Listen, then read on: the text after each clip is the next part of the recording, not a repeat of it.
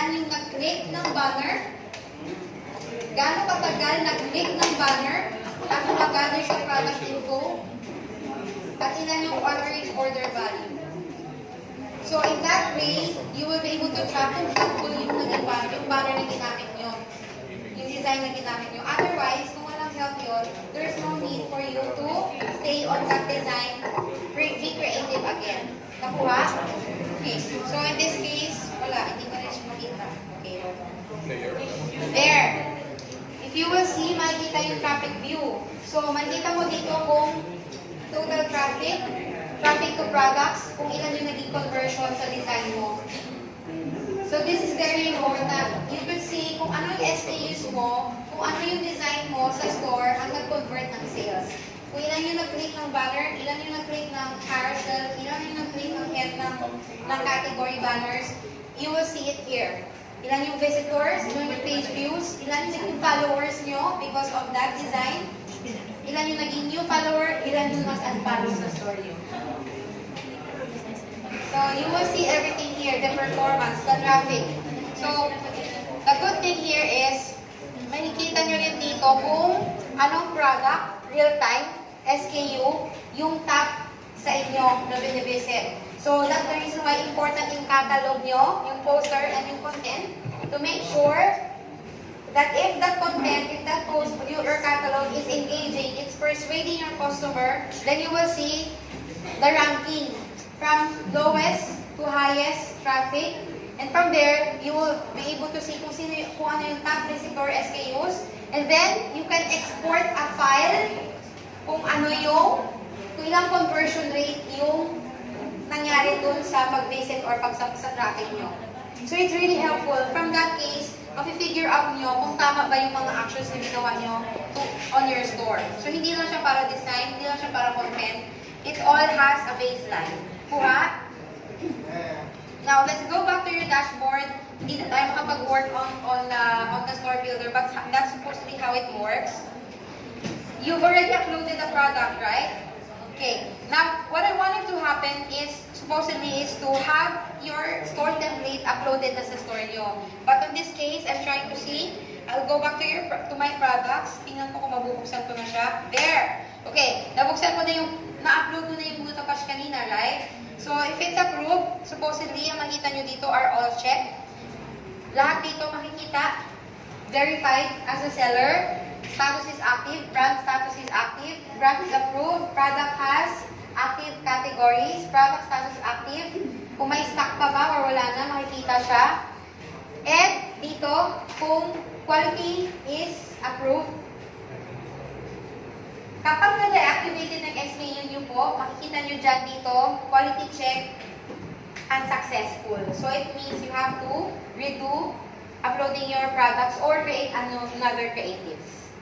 Okay? So, may mga cases po, FYI, na na-upload na po yung SKU natin, kumikita na yung SKU, it happens to us, but there will be cases at times na for some reasons, it might be maku-QA ulit ng LAZADA at madi-disable. You might gonna see X na siya dito, hindi na siya visible sa shop nyo. If that happens, be alert. You have your email should be active para lahat ng updates na lalagay po sa email, na makareceive po kayo sa email nyo. When that happens, all you have to do is re-upload your content, re-upload your designs, your infos, and then upload it again. Wait for a few more hours or minutes. It will be uploaded back to you. Kung hindi pa rin, check the email, see why it was deactivated. Probably because of any other reasons like what? Wrong category, mali yung product description, lacking of info, everything else. So you just have to comply on it. Nangyari po sa amin, ang isang SKU namin, it earns millions of money already. Eventually, LAZADA was able to detect, I don't know kung anong reason behind, pero actually there's an email there. So, bigla na lang nagulat ako, bakit to? Nandito ng benta nito. Yun pala, when I tried to double check it, because I wasn't able to check our email, na-deactivate na yung SKU. Imagine for 2 days yun. If that product is giving me 500,000 sales in a day, I think almost 1 million na wala. Nakuha? So, sayang. There was reason, like, what was the most of the reason why it's being deactivated because of, what do you call this? What do you call this? They told that the product has,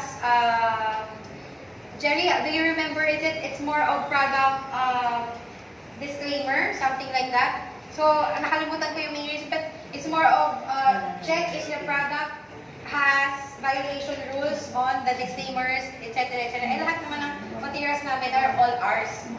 So, walang ganun issue. So, if you have a support, you could email back directly Lazada. Pero first thing ang ginagawa namin, we just re-upload everything. And then, few couple of hours na re-upload na siya ulit. Or you have to be very keen kasi it happens a lot, well, quite of times na sa amin. And na-apektuhan yung sales. So, you really have to make sure your email that you use there is also active. Para lahat ng emails nyo nata-track nyo, especially if there's announcements. Okay? Now, in this case, you click on the product para makita na natin siya sa store. Kung uploaded na.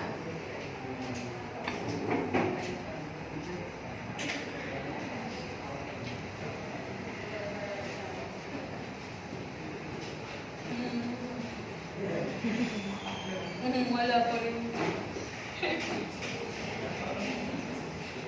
Anyway, but it's already uploaded. Hindi lang siya makita. Nakikita nyo na ba? Baka may time limit lang. Anyway, did you guys understand how it works? Lorry Kit and Store Builder? Yes. There are other more important modules here in the dashboard. But to know more about how the Lorry Kit and Store Builder works, there's video in Lazada University. Again, it gives you more time to think paano pa siya mas na-navigate. Okay? I have one thing that I would like to, okay. Here, FBL, Fulfillment by Lazada, this is where if you want your products, meron na kayong maraming products with your SKU reviews, ayaw nyo na pong mag-pack, mag-print. All you have to do is marketing, creatives. It's better to have your products on FBL. Ano po ang FBL? This is where you could send a request to Lazada to inbound your products directly to Lazada's warehouse. How does it work? You will request an FBL here, dyan, FBL. If you will see this kind of request permission, all you have to do is allow. There. Iba na naman to, na ibang dashboard na naman siya. So if you will see, dashboard of Store Builder is another platform inside Seller Dashboard, right? So dashboard naman of FBL is another dashboard inside the Seller Center. So here, makikita mo lahat about your report on FBL, your sales from FBL, orders. So here, there's a lot of modules, manage products, inventory, and analytics. Makikita nyo rin dito kung effective ba yung product nyo for FBL. Kung mas mabenta mo siya sa dropship, mas marami pong traffic ang nakukuha sa dropship nyo or sa FBL nyo. Now, how will you be able to request for FBL? All you have to do here is send to warehouse, dire-diretso na instructions dyan. Okay? Medyo tricky lang ito, medyo mabusisi. Ang pagre-request po ng FBL, hindi po siya basta-basta. It's all upon approval. Okay? So, especially if you're a new seller, they will still determine whether your product has to be good for FBL na. Although, there's no minimum quantity for FBL. Pwede kayo magpadala ng product sa warehouse ng Lazada, be it 20, be it 30, 50, 100, thousands, millions. It's all up to you. The only thing that you will pay is inbound fee or outbound fee. Inbound fee, ito yung, if you want your products to be picked up by Lazada, 1,000 pieces. They will schedule, you will be the one to schedule it, but it's still also gonna be upon approval. They will pick it up to you by truck, L3, or whatever. So, pipick upin sa'yo. Yung cost nun, usually, if it's 50 kilograms and below, that's free. But if it's 50 kilograms and above, beginning 50 kilograms, that's 1,000. So, another 50, that's another 1,000. Another 50, that's another 1,000. Okay? Or, if you want it with no cost at all, Ikaw magdadala sa warehouse nila. Sa Laguna. So, kung anong mas convenient sa inyo. Nangyari na sa amin yan. All of our home appliances, electronics, we hired truck to send over our hundreds of home appliances and electronics sa Lazada warehouse. Sumama pa ako. Gusto ko kasing makita.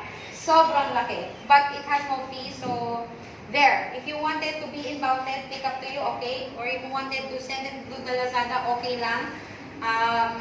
Now, question, MJ, pwede bang ibalik namin, kunin namin yung product na inbound? Say, for example, FBL na kami.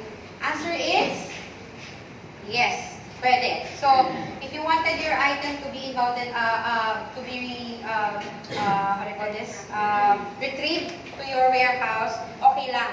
Pero, take note, LAZADA has this new system for FBL, so most likely baka matagalan po ang approval. So might as well, if you want to send an item for LAZADA for FBL, go only for an item that you are willing to send over to LAZADA. Bago pa magkataon lang sakali, medyo matagal na ng balik sa inyo. Okay? On our case, we send only 70% to 80% of our stocks. All the rest for display pa namin. Okay? Now, question. MJ, kapag ka naka-FBL na yung products, hindi na kami magpapak? Yes. Pero kapag naubos na yung stocks nyo sa FBL, automatic, may makukuha kayong notification or an email. Pag naubos yun, hindi kayo nakapag-send additional stocks for FBL, what will happen? What will happen? Mag-i-stock ba yun? Babalik siya sa dropship. So, ibig sabihin, balik siya sa normal process na dropship. So, kung naubusan na kayo ng FBL, nakalimutan nyo mag-FBL about, babalik siya sa dropship wherein kayo na ulit magpapak, pupunin ulit sa inyo ni LAZADA. I'm sorry? Yes. So, pipick upin ka ulit noon sa warehouse nyo for delivery sila na ulit. Tapos, gusto nyo inbound ka ulit. Now, ito yung mga normal questions sa FBL. Does FBL, what's the advantage of FBL than the traditional dropship? Number one, faster shipping. So the faster the shipping, the higher the chance the customer will get satisfied. The higher the chance they will be your repeat customer or buyer. That will lead you to more sales, right? The normal dropship within Metro Manila for LAZADA is 2 to 3 business days or 2 to 3 days. For FBL, it normally takes 1 to 2 business days or 1.5 days. Okay. Now, for FBL, another advantage, LAZADA, pagka na dropship kayo, there's what we call OVL or order volume limit. If you are a new seller, your volume limit might only be small. Okay. On our case, our order volume limit, it already depends. Okay. Before, minimum na order, ang usual kapag sa mga new, can you check kung ano order volume? Hindi nyo pala check. Before, ang order volume limit sa mga new sellers is just like 100 to 1,000. Right now, it really all depends the performance of your store. So LAZADA will set it according to the performance of your store. The more the buyers, the more orders that you have, they will increase the volume of your limit. But if you are on FBL, there's no limit. So, walang limit daily. Number 3, if you're on dropship, there's what we call, syempre may mga customers pa rin na nagre-return, nagka-cancel, nagre-refund ng orders, correct? Potential yan. But if you're on FBL, all of this will be paid to you by LAZADA. So, no cancellations, no refunds, no, what else? No cancellation, no refunds, no refunds. Yeah, that's it. So, what will gonna happen? Supposedly, if you're on dropship, if the customer orders from you and then nagbagong isip, they wanna return your item, so i-return yung LAZADA will return it back to your warehouse. But if you're on FBL, you will no longer have that kind of setup. So LAZADA will automatically receive that returned item, pay it off to you. You will no longer receive any returns. Diba? Mayroon sa product. Babayaran nyo lang. Well, most likely, they will still gonna check if the item is still good for repacking. Okay? That is the we will send it back to the customer. If it's no good at all, they will be the one to pay it off for you. Got it? Yes, po. Kailan yung makapag-decide na AFBL yung isang, for example, kami tapos yung isang item namin is malakas na. Kailan kami mag-decide sa AFBL? It's all up to you, but I suggest you go for FBL if you have enough stocks. Okay, don't go for FBL if you only have limited stocks. Just better continue with dropship. Kasi the moment that you have if you will go for FBL if you only have limited stocks, the tendency is, yung algorithm din kasi nag-iiba. From FBL to dropship, dropship to FBL. There will be my tendency try to observe kasi that's why there's analytics on FBL and business analytics on seller center. Nakita nyo, di ba? You have to compare what is more effective on you if your product is on FBL or if your product is on dropship. It happens. May mga SKUs na ganon. May cases kami last year where our product is more higher rate conversion and increased traffic if it's on the dropship. May mga products naman kami na mas effective siya on FBL. For some cases, there are like that. Pero majority naman, if the buyers check your product page that you are under fulfillment by LAZADA, makikita kasi yan. Okay? Yung product page nyo, pupunta sila sa SKU nyo, nakita ng customer, you are on fulfillment by LAZADA, they would rather go buying that. Why? Because the thinking of the customer, cheaper cost on the shipping, by the way, mas cheaper ang costing ng shipping if FBL rather than dropship.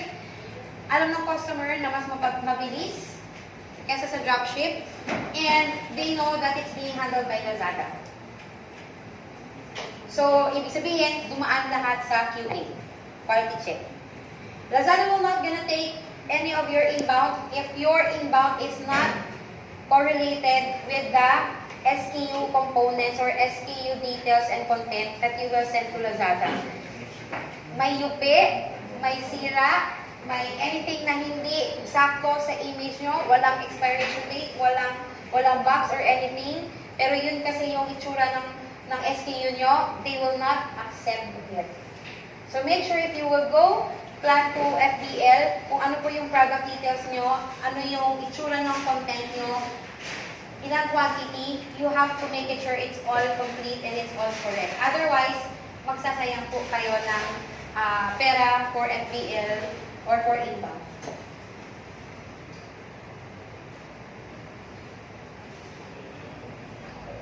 Alright, now, did you guys understand?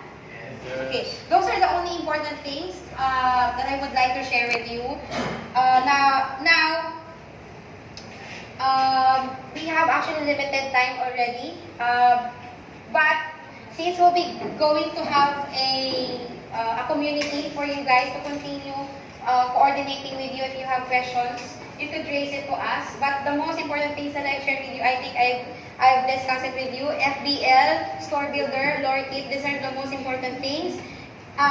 Orders, kanina na-discuss ni Jerry yun, right? But we could also give you the details of what to do if there's an order already, paano siya ina-RTS. Kanina na-discuss yun kanina, pero hindi na natin na-discuss on live because also of our limited network connection. Now, what we can do now is, we can send you over yung kanina pinakita namin presentation so you can have it reviewed. Okay ba? Alright. Now, you have questions or clarifications so far? Yes.